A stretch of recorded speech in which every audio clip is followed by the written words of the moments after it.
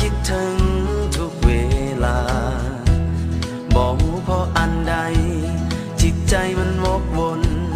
สับสนอยากมาแต่ด้วยความจำเป็น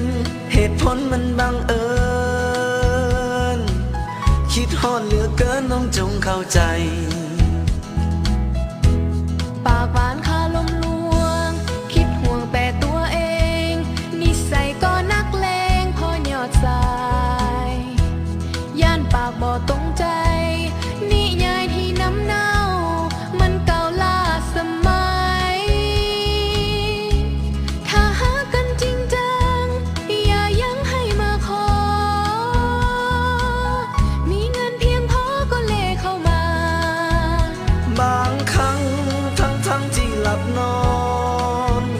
ยังร้อนภาพน้องฟังติดตายิ่งคิดยิ่งอยากจะมา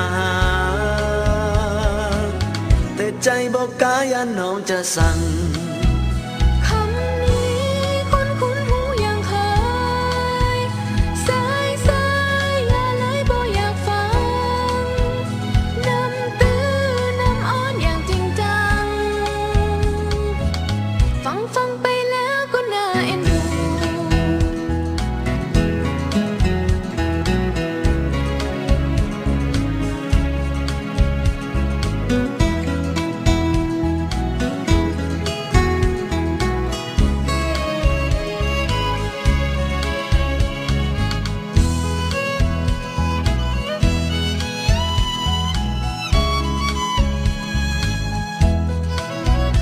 บางครั้ง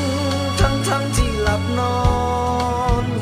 ยังร้อนภาพน้องฟังติดตา